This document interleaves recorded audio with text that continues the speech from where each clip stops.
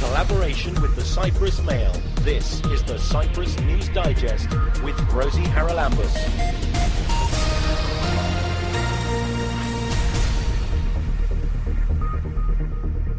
On this week's programme, scientists from 20 countries will meet in Cyprus next week to present the results of studies into climate change in the Eastern Mediterranean and Middle East. What we've done for the last 2 years is created a huge amount of scientific collaboration, which we are now hoping will translate also into the political arena. After a 2-year absence, the Pan-Cyprian Robotics competition returns. It's incredible how the imagination of the kids is far more advanced than our imagination. And Let's Do It Cyprus calls for volunteers for their national clean-up campaign. To basically bring people together, to unite them in order to clean up and protect natural habitats of the island.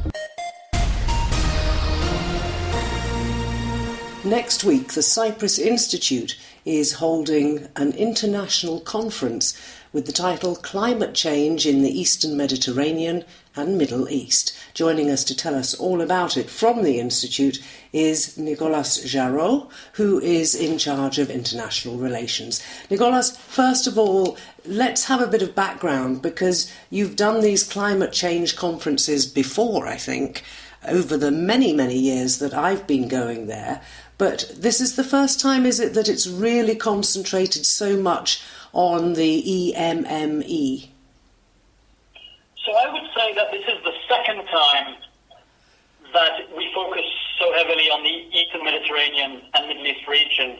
So we organized our first conference of this type in 2018, which was attended by policymakers and scientists from all over the Eastern Mediterranean, the Middle East, but also from further afield. Laurent Fabius, the architect of the Paris Agreements, was there. Jeffrey Sachs, who heads the UN Sustainable Development Solutions Network, was there.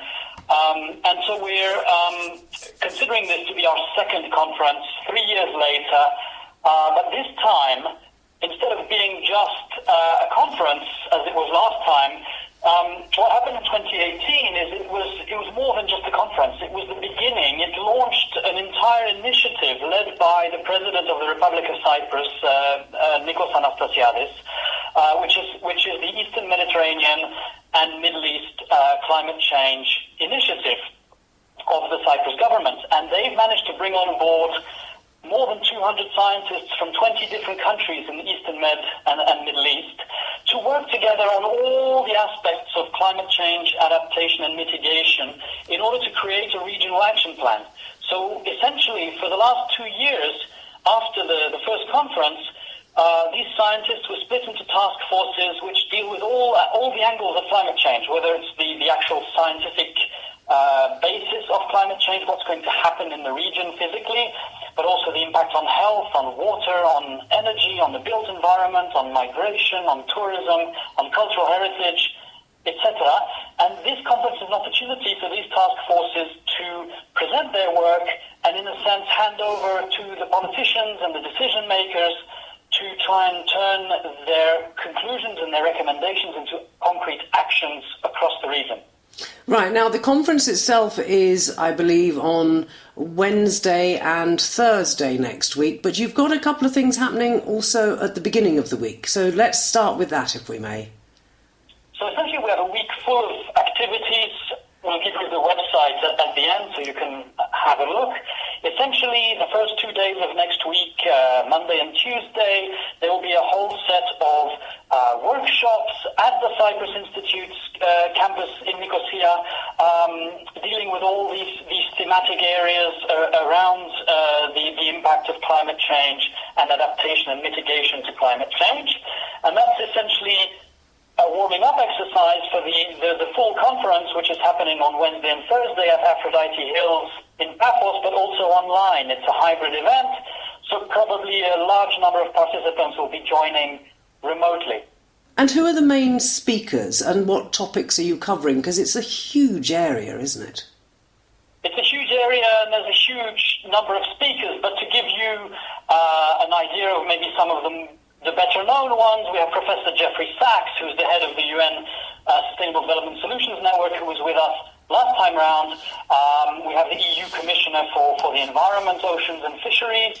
We have Prince El Hassan bin Talal of Jordan, who's been very, very involved in these issues, especially on water coordination issues. We'll have an address by Laurent Fabius once again, so the architect of the famous Paris agreements. We'll have an opening address by President Anastasiadis himself. And then we will go into the panel discussions with a range of experts. So, for example, starting with the actual what's going to happen with climate change in our region, with such speakers as the head of the World Meteorological Organization, but also the secretary of the Intergovernmental Panel on Climate Change, the IPCC, as well as experts from all around the region and the world. And then you carry on, because it's a full couple of days, isn't it? Yes, it's a very full program. It's a full 2 days, because we're talking about everything from the scientific basis to climate change, to all the possible impacts that it can have on society, on the environment. So detailed panel discussions on all these different angles. And then, of course, what can we do about it? So how do we address these challenges? And how do we set up an action plan or a policy framework for the region to deal with these things in the real world? Well, you said that after the 2018 conference, that had in a sense been set up and that there was a regional plan. Have you been able to look back over the last couple of years and see whether it's had any impact? Well, the last 2 years have actually been spent developing that plan, and it will be unveiled in the form of the reports of the different task forces at the conference. We are hoping that this will mark the transition from the scientific stage, the research part, to the maybe political action part, for example, early next year, leading to interministerial or intergovernmental debate on the policy implications of all this. And I find it a little bit strange, though, that if we look at what we're doing here in Cyprus, and you said that it was our president himself who sort of suggested this regional action plan. When you look at the amount of trees being cut down in Cyprus and so on and so forth, it's not really happening here. So how can we pretend to be leaders in this? Well, we are leaders because we are leading, de facto, we've been leading for 2 years this scientific and research exercise to find out what are the best solutions for the whole region. Each country will have its own internal discussions on what the way forward is, but these recommendations will be there black on white for everyone to see. And I suspect that actually they will be endorsed at very high political level by many countries in the region. This is unprecedented in the sense that what we've done for the last 2 years has created a huge amount of scientific collaboration, which we are now hoping will translate also into the political arena. Okay, and I know I'm putting you on the spot here a bit and you're not really able to comment since you're representing the Institute, but I am back to this idea that you can endorse something. It's a bit like a lot of the EU regulations, but then implementation is something completely different, isn't it? It is, and the main problem, the main obstacle, there are several obstacles for implementation in this region, which we will discuss in detail at the conference. One of them is, of course, that this region doesn't have the best history of collaboration. There are, conflicts going on, etc. But also, what we found through the work of the task forces is that there is a huge lack of information. We don't actually know, in many cases, what exactly, what are the complex ways in which climate is affecting, for example, migration, the built environment, our societies more generally, our energy needs. We know we kind of have the big picture, but projecting it down to the level of our region, there is still huge amounts of information to be collected, And our focus is on evidence-based advocacy. So when we advocate to the decision makers, what the task forces have been trying to do is to try and address some of these information gaps without which you can't really advocate based on anything. The first thing you need is knowledge. Well, the knowledge, I know a lot of it comes from people who are at the Cyprus Institute, but I presume they've also been working closely with colleagues in all the other countries in the region who are represented at the conference. Can you tell me a bit more about that collaboration? Well, yes, the Cyprus Institute is coordinating, but actually the scientists themselves, there's more than 200 of them. They come from 20 different countries in the region. Most of the work, because of COVID, has been virtual, but essentially the scientists have been split into teams or task forces based on their expertise. So there are 13 of them. The first one is the scientific basis. How do you take these big global models of climate change and downscale them to the level of the EMME region? So that's the work of the scientific basis task force. Then there's the energy systems. How do our energy patterns impact on climate change and vice versa? Then there's what's happening to the built environment. Then there's a very important one, which is dealing with public health. What are the connections between climate change and public health? Then, of course, there's the water resources, agroforestry and the food chain, the marine environment, acidification of oceans, the rise of sea levels, etc., the invasive species, education and outreach. How do we reach out to people? How do we educate people on this existential crisis? Migration, tourism, the technologies that could be used, the enabling technologies that could be used to resolve some of these problems. And more on the economic side, how do you develop a green economy for the region, not just for individual countries? And then also the impact on cultural heritage, either from the abandonment of certain areas by entire populations or direct impacts of climate change on our shared cultural heritage. So, as we said at the beginning, huge number of topics to cover, but they will be covered doubtless in great detail. And you did say that people will be able to, I think, to stream this online if they want to hear any of these presentations. So where should they go to be able to register to listen in? So if you want to follow online, the registration is free and you can join from the website. So the website is essentially written as one word. It's Climate Change 2021, with the 2021 being written in numbers and digits. So climatechange2021.org. And there you can find all the details of the conference, but also of this huge initiative that's behind it. Nicholas Jarro, Assistant Vice President for Institute Affairs at the Cyprus Institute. Thanks for joining me. Thank you. You can subscribe to the Cyprus News Digest on iTunes for free and get the program downloaded to your phone or tablet so you can listen anytime, anywhere. After a 2-year gap, the Robotex Cyprus exhibition is back. Well, it's more than an exhibition. It's been organised for many years now by the Cyprus Computer Society. And from there, Miltos Karas joins us to tell us what's upcoming. Miltos, it must have been difficult for all of you guys because I know about your enthusiasm in the Computer Society for robotics, but you had to cancel it, I think, now for a couple of years. You're back. Will it be the same, or will it, with the pandemic, be slightly different? With the pandemic, it will be slightly different, but the passion will remain the same if it's not enhanced because of the absence of 2 years. But we had to consider all the measurements that the ministry applied to this kind of events. But we hope that everything will work out well and as we planned. Of course, we will have to supervise everything regarding the measurements for the pandemic.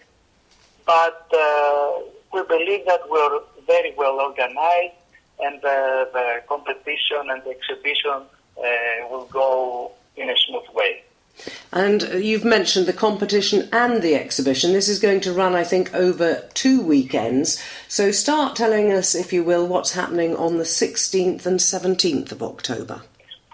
Well, The whole project is educational, and it also involves competitions. And on the 16th and the 17th of October, we had two different kinds of competitions. The one regards the line-following robots, and the second one is the sumo fighting robots. Usually, we have more competitions, but because of the pandemic, we had to differentiate our schedule in order to comply with all the necessary adjustments. Well, the line-following robots, as the word implies, are robots that they have to follow a black line in a white plane, and they also have to avoid some obstacles and complete the task in the least amount of time. The sumo robots, or fighting robots, that they fight each other, and the winner is the one that gets to throw the other robot outside of the area that the competition takes place. So that's pretty well just like ordinary sumo wrestling, but with robots. Now, who makes these robots? You say it's educational. Do kids in our schools have robotics classes? Well, many schools, public schools, but most private schools and in the private sectors, they have these robots and they make them. They can use some certain platforms like the Lego or the Engino platform or the Arduino, and the students make those robots by themselves, and they try to program them in order to complete the task that they have to do. And it is important to say that the students, even in the elementary schools and the high school, show a lot of enthusiasm for creating the robots. It's a very creative activity for them. Yeah, I can see that a lot of kids you talk to from actually a very early age, they're into robots and they seem to understand things like how to make them very, very quickly. Now, tell us a bit about the weekend of October the 23rd and 24th, because that's a little bit different. Yes, that weekend is when we host the Educational Robotics exhibition. It's an exhibition and a competition as well. The students from younger ages, that they are not in the high school, in the elementary school, they have a certain task to complete. This year's theme was Green Smart Cities. We just give them the theme and they are free to unleash their imagination and create robotic constructions and exhibit them during this weekend. It's incredible how the imagination of the kids is far more advanced than our imagination, and we're very happy about that, because that's the main purpose that we do it, because we want to give them the opportunity to express themselves and to unleash their creativity and their imagination. And this competition will also take place and also live in a certain area, but the teams will also be able to compete through internet on a live stream. So they don't have to actually be there? They don't have actually to be there, but we have the feeling that most of them will be present. And tell us a little bit about an audience, because this is happening, I think, at the Aios Ioannis Chrysostomos High School in Nicosia. Is it open to the public to go and see what's going on?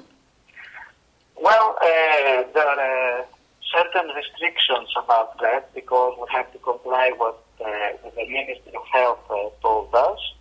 And mostly the parents and the accompanying persons of the students that will take place in the exhibition or in the competitions will have the opportunity to be there because of the restrictions that we have.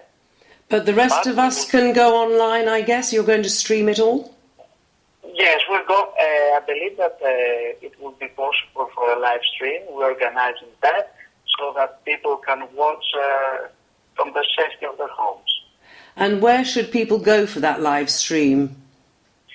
Soon we will make the announcements and give the links when we are ready. So people will have to watch on our website to see what the final arrangements will be.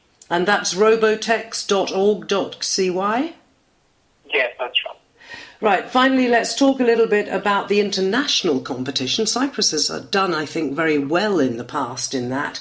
So who gets selected to possibly represent our country at international level? Well, the teams that achieve the best scores in each category, in each competition, like we have in the line following, we have at least 4 or 5 different competitions. The ones that get to be the first, they can go and represent Cyprus in the international competition.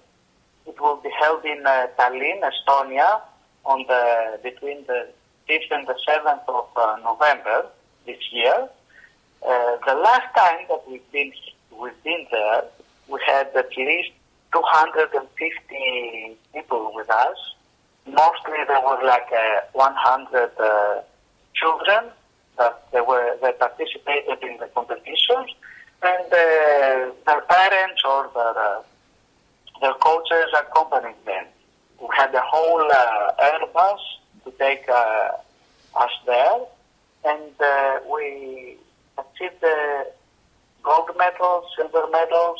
Our presence there was so great because also countries from teams from China or from Korea that we know they're very advanced in this kind of stuff. They were there and they saw the Cyprus teams every time to compete against such a tough competitors and have great results. That's brilliant news. So everybody who's interested in robotics, and I think we all need to find out more about it, the way things are going, that's the 16th and 17th and then the 23rd and 24th of October at the Aios Ioannis Chrysostomos High School in Nicosia, and you can find out all the details if you visit Robotex, that's robotex.org.cy. This is the Cyprus News Digest with Rosie Haralambous. Let's Do It Cyprus have a national clean-up campaign coming up a little later this month. It'll all kick off on the 25th of October and the climax of the event will be on the 31st. What are they going to do? Well, the head of their volunteers team is Ioanna Christodoulidis. She joins us now. Ioanna, give us a little bit, if you will, first of all, about the background of how long you've been doing it and who joins in. Let's Do It Cyprus is an event, a cleanup initiative that's organized by Together Cyprus, an environmental and social NGO.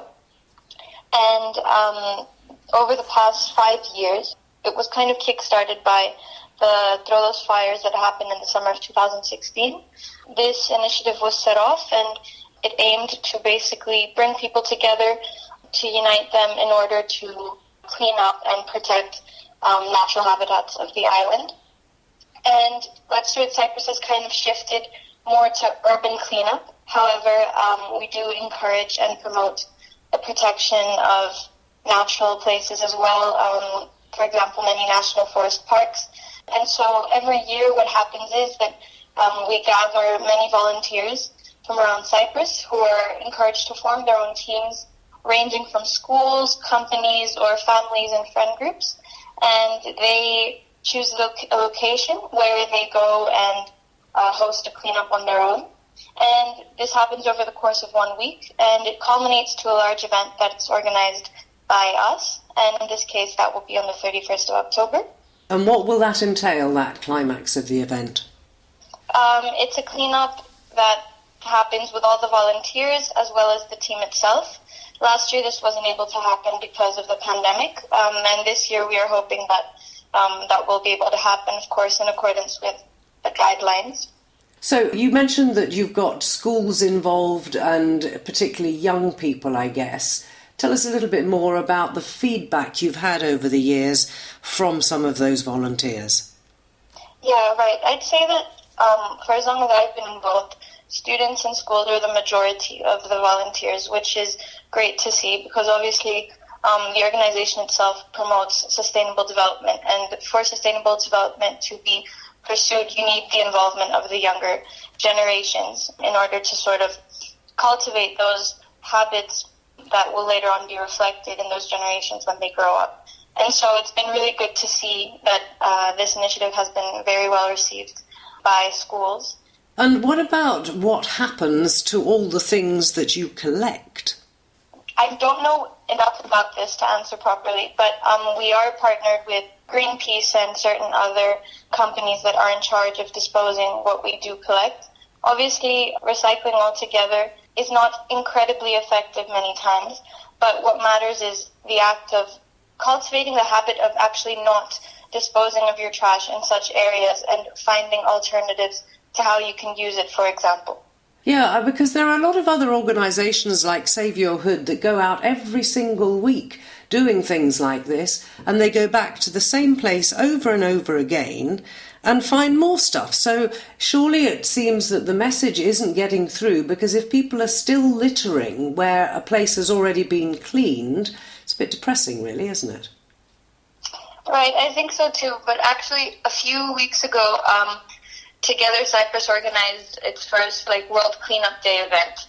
And as part of the organizational team, we cycled around the old town where the event was going to take place to look for places where there was lots of trash. And it was kind of anticlimactic in the sense that we didn't find a lot of trash lying around.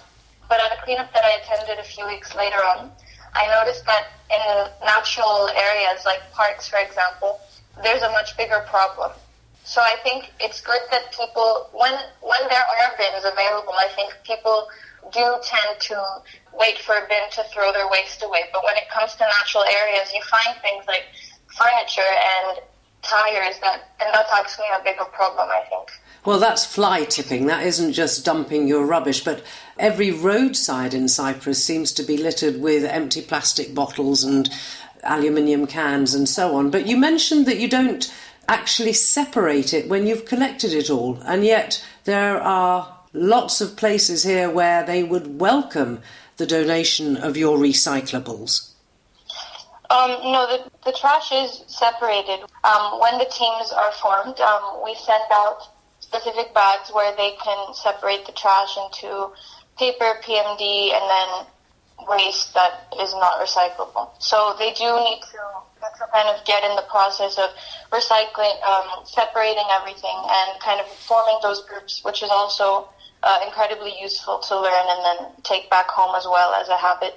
Because obviously, although recycling is not incredibly effective, we can make it as effective as possible if we're able to make those separations. So we do that.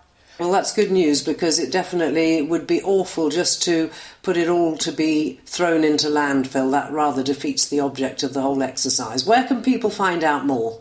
So they can go on our website, Together Cyprus. There are various tabs. One of them is called Let's Do It Cyprus, and they'll find out more about this specific initiative. The website is in English and in Greek, so they can choose a language that they speak, and they can fill in the application form. And there they'll just be asked for the number of volunteers, where they would like to be in charge of a cleanup, and so on. And we send materials if they need any. And then our cleanup, it's completely independent. So they host the cleanup, and later on we send out a form asking them to let us know how much trash they were able to collect. Yeah, because if you can't quantify it, you don't know how effective it is, do you? So you're asking each group that goes out to make sure that they, in a sense, catalogue what they collect. Yes, exactly. And I think in that way it makes it much more of a conscious act. Fair enough. So if you're interested in joining in with this event, then you need to go to the Together Cyprus website and register, I guess, there with your group, and then get out and about during that week of volunteerism from the 25th of October to the 31st, with the climax of the event, a huge clean-up, on the 31st of October. Our thanks to Ioanna Christodoulidis, head of the volunteers team there, for telling us all about it.